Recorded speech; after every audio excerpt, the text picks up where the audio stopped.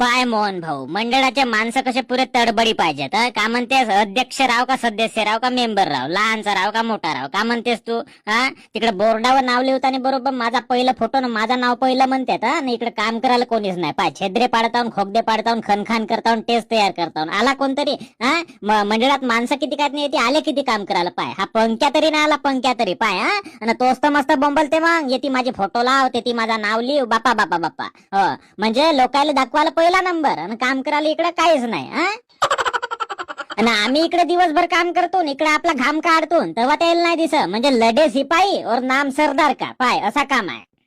हो रे प्रभाकर भाऊ, बरोबर बोललास. तर अशी कथा आहे मोहन भाऊ. आता का सांगूया मंडळवाल्याला?